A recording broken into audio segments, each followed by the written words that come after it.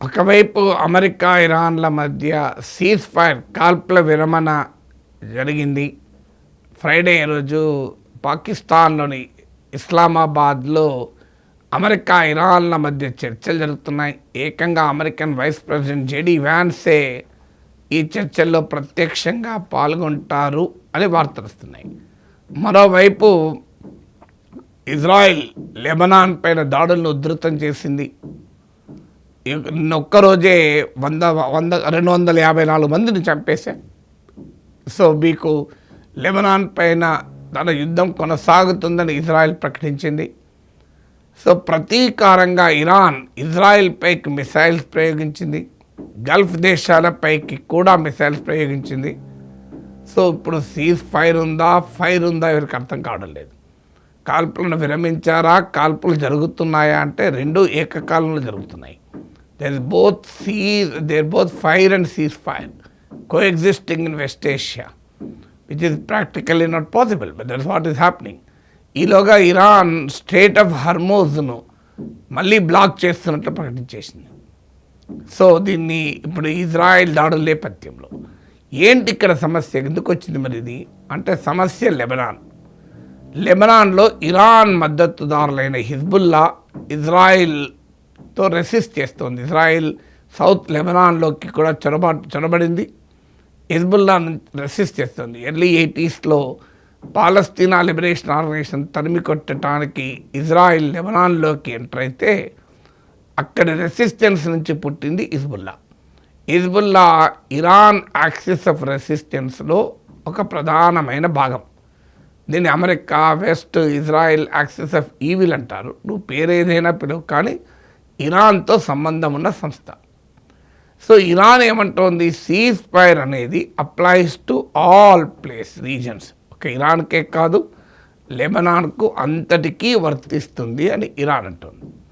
Iran అనడమే కాదు, ఈ seize ఫైర్కు మధ్యవర్తిగా ఉన్న పాకిస్తాన్ ప్రైమ్ మినిస్టర్ షబాజ్ షరీఫ్ కూడా ఇది అన్నిటికీ వర్తిస్తుంది ఇంక్లూడింగ్ లెబనాన్ అని క్లారిఫై చేశాడు. కానీ అమెరికా, ఇజ్రాయెల్ మాత్రం లెబనాన్ సంబంధమే లేదు అంటుంది. బెంజమిన్ నెతన్యాహు అమెరికా ఇరాన్ల సీజ్ ఫైర్ను ఆహ్వానిస్తూ చెప్పింది ఏంటంటే ఇది లెబనాన్కు వర్తించదు, మా మిలిటరీ క్యాంపెయిన్ అగెన్స్ట్ హిజ్బుల్లా కొనసాగుతుంది అని పేర్కొన్నాడు. ఏకంగా American press secretary, white house press secretary Lebanon is not part of the US Iran cease fire agreement అని ప్రకటించారు. ఇక ట్రంప్ కూడా ఒక టీవీకి ఇంటర్వ్యూలో మాట్లాడుతూ లెబనాన్ ఇజ్రాయిల్ల మధ్య ఘర్షణ అది సెపరేటు, దాన్ని సెపరేట్గా డీల్ చేస్తాం, ఈ ఒప్పందంలో సంబంధము లేదు అని చెప్పారు.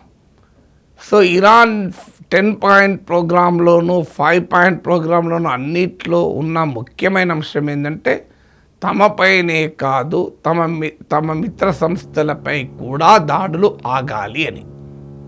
సో అందువల్ల మీకు ఇరాన్ పొజిషన్కు అమెరికన్ పొజిషన్కు మధ్య, ఇజ్రాయెల్ పొజిషన్కు మధ్య ఎక్కడా పొలికలేదు.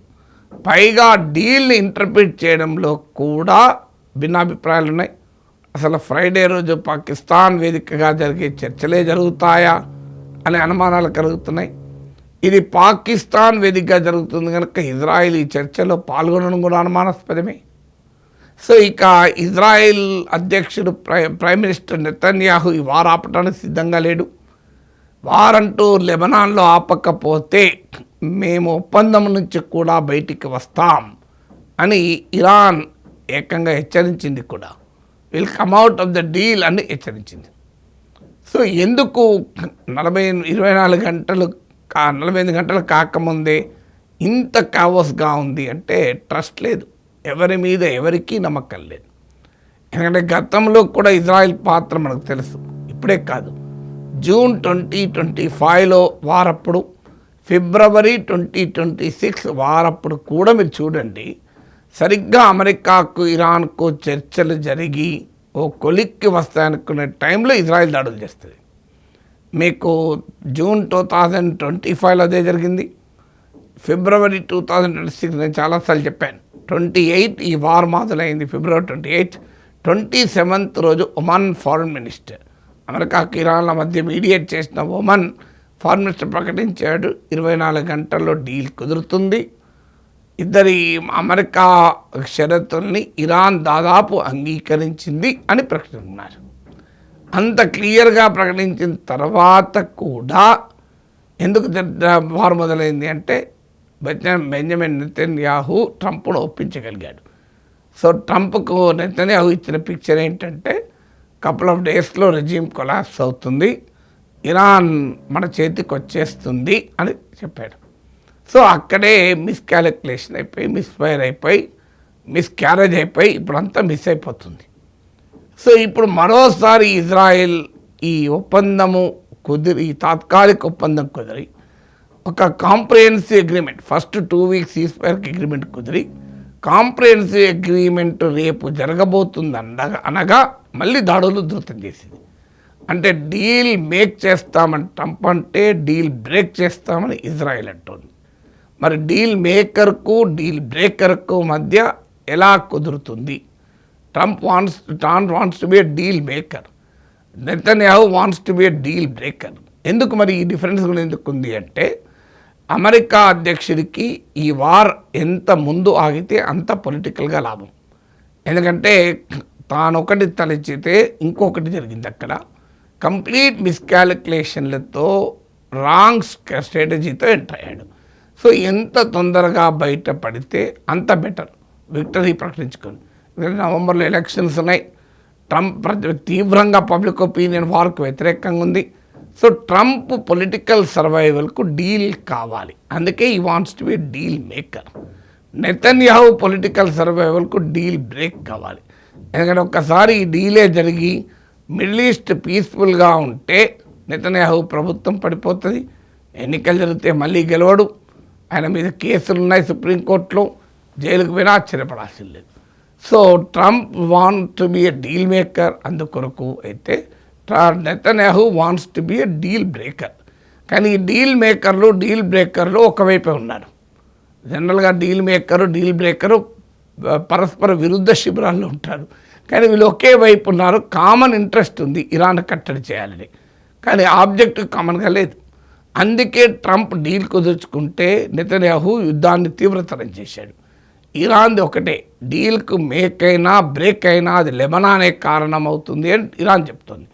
మీకు హిజ్బుల్లా పైన ఇరాన్ లెబనాన్లో దాడులు ఆపకపోతే డీల్ బ్రేక్ అవుతుంది, దాడులు ఆపితే డీల్ మేక్ అవుతుంది. మీరు తెలుసుకోండి, మీరు డీల్ మేక్ కావాలా డీల్ బ్రేక్ కావాలని ఇరాన్ హెచ్చరిస్తుంది. ఇరాన్ చాలా స్పష్టంగా చెప్పడమే కాకుండా స్ట్రెయిట్ ఆఫ్ హార్మోజ్ మళ్ళీ బ్లాక్ చేసి పడేసింది. సో ఇప్పుడు ట్రంప్కి ఏం చేయాలి, ఏంటి ఆప్షన్స్? నెతన్యాహు బాటలోనే నడిచి సీజ్ పైన ఉల్లంఘించి ఇరాన్ పైన బాంబులు వేయాలి. ఇదే జరిగితే ఈసారి ట్రంప్ను ఇరాన్ కాదు ఎవరు నమ్మడు. ఇప్పటికే డీప్ డిస్ట్రస్ట్ ఉంది, చర్చలంటూ జరిపి యుద్ధాలు మొదలుపెట్టాడు 2 సార్లు. ఇప్పుడు మళ్ళీ ఒకసారి డీల్ కుదిరినట్టే కుదిరి దాడులు చేస్తే the world will lose confidence in Trump. ఇక యుద్ధం ఎంత దూరం జరుగుతుందో తెలియదు, అమెరికాలో ఎంత పెద్ద ప్రజా వ్యతిరేకత క్రియేట్ అవుతుందో తెలియదు, మళ్ళీ ఈ యుద్ధ ఊబి నుంచి ఎలా బయటపడాలో కూడా తెలియదు. అంతా గందరగోళం. ఇది కాదు అనుకుంటే ఇరాన్ను ఒప్పించాలి. సో లెబనాన్తో సంబంధం లేదు, ముందు మీతోనైతే ఒప్పందం కుదుర్చుకుంటాం, తర్వాత లెబనాన్ చూద్దామని ప్రెసిడెంట్ ట్రంప్ చెప్పింది అదే. Will take care of it separately, it's a separate skirmish అని. దీనికి ఇరాన్ అంగీకరించే ప్రసక్తే లేదు. ఎందుకంటే నేను ఉదయం కూడా ఒక వీడియోలో చెప్పాను, తండ్రితో ఒప్పందం చేసుకుంటాం కానీ కొడుకును కొడతామంటే ఏ తండ్రి ఒప్పుకోడు. సో తండ్రితో ఒప్పందం కొడుకు కూడా వర్తించాలి అంటేనే తండ్రి ఒప్పందానికి ఒప్పుకుంటాడు. ఇరాన్ సృష్టించిన ప్రాక్సీయే హిజ్బుల్లా. సో తనకు అండగా ఉండే హిజ్బుల్లా పైన అటాక్ చేస్తారంటే ఇరాన్ ఎందుకు డీల్కి ఒప్పుకుంటుంది? సో డీల్ ఒప్పుకునే ప్రసక్తే లేదు. రేపు ఈవెన్ పాకిస్తాన్ టాక్స్ను ఇరాన్ బైకాట్ చేసిన ఆశ్చర్యపడాల్సి లేదు ఇదే పొజిషన్ ఉంటే. ఇక అది కాదు, థర్డ్ ఫ్యాక్టర్ ఏంటి, మీకు ఇక ఇజ్రాయిల్ని ఒప్పించాలి.